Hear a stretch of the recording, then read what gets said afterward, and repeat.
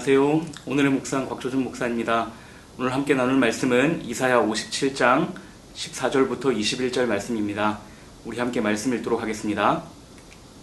그가 말하기를 도두고 도두어 길을 수축하여 내 백성의 길에서 거치는 것을 제하여 버리라 하리라. 지극히 존귀하며 영원히 거하시며 거룩하다 이름하는 이가 이와 같이 말씀하시되 내가 높고 거룩한 곳에 있으며 또한 통회하고 마음이 겸손한 자와 함께 있나니 이는 겸손한 자의 영을 소생시키며 통회하는 자의 마음을 소생시키려 함이라. 내가 영원히 다투지 아니하며 내가 끊임없이 노하지 아니할 것은 내가 지은 그의 영과 혼이 내 앞에서 피곤할까 함이라.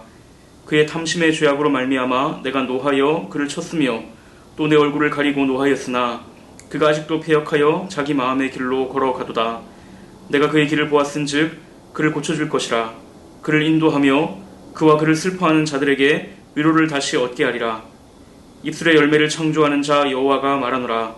먼 데 있는 자에게든지 가까운 데 있는 자에게든지 평강이 있을지어다. 평강이 있을지어다. 내가 그를 고치리라 하셨느니라. 그러나 악인은 평온함을 얻지 못하고 그 물이 진흙과 더러운 것을 늘 솟구쳐내는 요동하는 바다와 같으니라. 내 하나님의 말씀에 악인에게는 평강이 없다 하셨느니라. 아멘. 어린아이를 키우다 보면 아이들이 부모와 떨어질 때 아주 자지러지게 우는 것을 볼 수가 있습니다.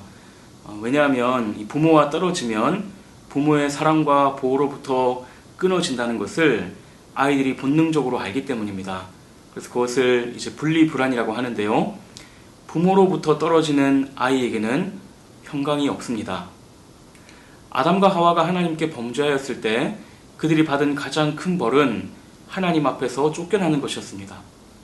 자, 그러니까 죄인은 하나님의 사랑과 보호로부터 끊어진 존재입니다. 그래서 악인에게는 평강이 없습니다. 너무나 안타까운 것은 그렇게 하나님으로부터 끊어진 죄인이 다시 하나님께 나아갈 방법이 없다는 것입니다. 로마서 3장이 말씀하는 것처럼 의인은 없으되 하나도 없으며 하나님을 찾는 자도 없기 때문입니다. 그래서 죄인에게 있어서 유일한 소망이 있다면 그것은 하나님께서 찾아오시는 것입니다.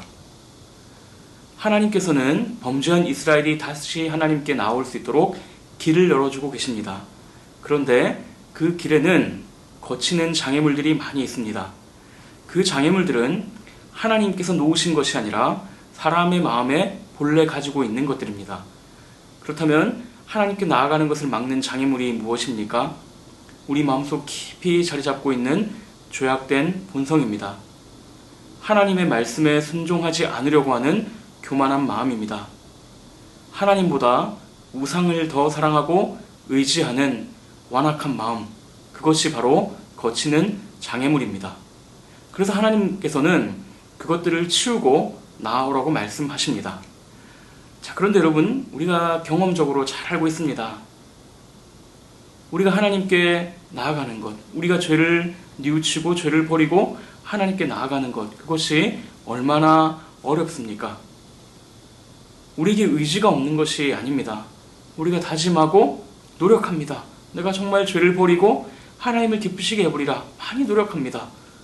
그런데 아무리 선한 마음을 품으려고 해도 우리 마음속 깊은 곳에서부터 탐욕과 음란과 시기와 질투와 미움과 악독, 이런 것들이 올라오는 것을 막을 수가 없습니다.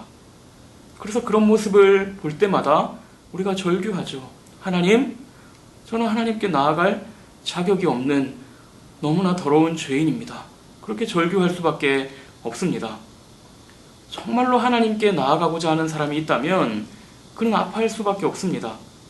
그가 이전에 지었던 죄 때문이 아니라 아무리 노력해도 변하지 않는 자기 자신의 부패함과 연약함 때문입니다. 그래서 그는 하나님 앞에 엎드려서 이렇게 부르짖습니다. 하나님이여, 나를 불쌍히 여기소서. 나는 죄인이로소이다. 성경은 이러한 마음을 통회하는 마음이라고 말씀합니다. 이 통회를 가리키는 히브리어 다카는 깨뜨려진, 아니면 부서진, 이런 의미를 가지고 있습니다. 그러니까 통회하는 마음이라는 것은 깨뜨려진 마음, 부서진 마음, 찢어진 마음을 의미합니다. 너무나 감사한 것은 하나님께서 이 마음을 기뻐하신다는 사실입니다. 오늘 본문 15절을 보시면 하나님께서 통회하고 마음이 겸손한 자와 함께 계신다고 말씀합니다. 하나님은 자기의 죄와 부패함을 아파하는 사람들을 멀리 하시는 것이 아니라 그들을 기뻐하십니다. 그래서 시편 51편을 보면 다윗이 이렇게 고백하죠. 하나님께서 받기 원하시는 제사는 상한 심령이다. 하나님께서 상하고 통회하는 심령을 멸시하지 않으신다. 다윗이 그렇게 고백하고 있습니다. 하나님은 그런 이들을 가까이 하실 뿐 아니라 그들을 고쳐주시고 그들의 상한 마음을 어루만져서 위로해 주시고 그들이 평강을 얻게 하십니다. 그들과 함께 하셔서 그들의 죄 때문에 잃어버렸던 참된 평강을 회복하여 주시는 것입니다. 사랑하는 성도 여러분, 한번 생각해 보십시오. 여러분들이 하나님 앞에 간절하게 기도하고 마음의 기쁨과 평강이 있었던 때가 언제였습니까? 우리가 뭔가 잘한 것이 있어서 하나님 저 이거 잘했죠? 저 이런 것도 했어요. 이렇게 말할 때 평강이 있는 것이 아닙니다. 우리에게 죄가 있고 우리에게 너무나 부족함이 있고 연약함이 있지만 우리가 마음을 찢고 하나님 앞에 회개하고 참 눈물 흘리면서 가슴을 치면서 기도하고 다시 돌아갈 때 그때 하나님께서 우리 마음 위로하시고 우리에게 만족을 주시고 우리에게 용기를 주시고 우리를 위로하셨던 그 경험 여러분들 많이 하지 않으셨습니까? 사랑하는 성도 여러분, 우리가 너무나 잘 아는 모습이 있습니다. 성전에 기도하러 갔던 바리새인과 세리의 모습입니다. 바리새인은 자기의 의를 자랑하면서 서서 기도했고 세리는 자기의 죄를 고백하면서 가슴을 치면서 자신을 죄인이라고 고백하며 기도했습니다.